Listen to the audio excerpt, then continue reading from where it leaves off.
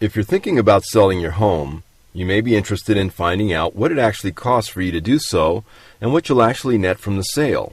In a short sale, no proceeds go to the seller, and the seller does not incur any costs related to the sale.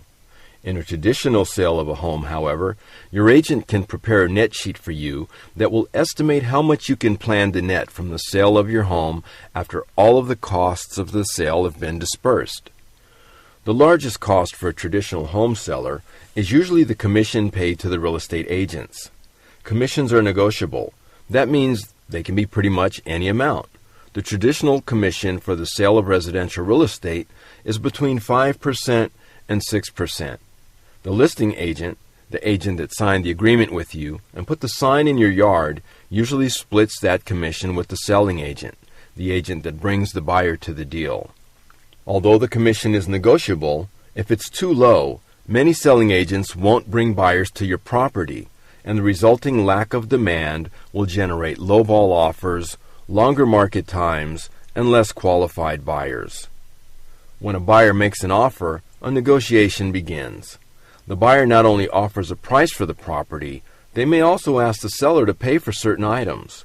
The items the seller pays for could have a significant effect on the amount they will actually receive from the sale of their property. Following are some of the items a buyer could ask a seller to pay for. One of the most significant items a buyer could ask a seller to pay for are all or some of their closing costs. Closing costs are everything outside of the purchase price that a buyer pays to complete a real estate transaction. Often, the buyer has cash available to cover these costs. When they don't have the cash, or they want to hold on to the cash they have, they can ask the seller to pay for them. These costs are commonly referred to as recurring and non-recurring closing costs.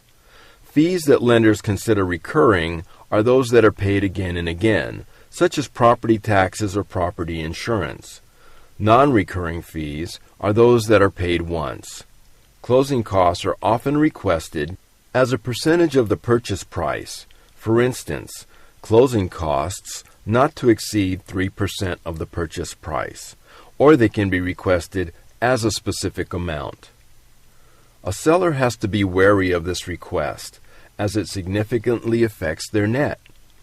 A $200,000 purchase price, where a seller pays 3% towards a buyer's closing costs, actually nets $6,000 less than if the seller accepted a $200,000 purchase price without paying the buyer's closing costs. The next potential cost is for repairs. When a buyer makes an offer, they may request that the seller repair certain items, including repairs necessary as a result of termite damage.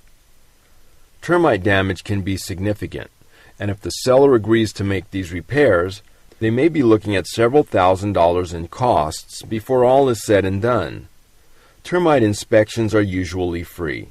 It would make sense before a home is sold for a seller to have the inspection done and an estimate of repair costs prepared so they can calculate the net after the cost for these repairs before they agree to them.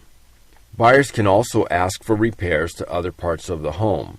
It behooves a home seller to have the cost estimates for the requested repairs completed before accepting responsibility for them in writing.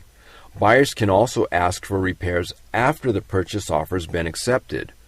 During the initial inspection period outlined in the purchase contract, the buyers can ask the sellers to make repairs.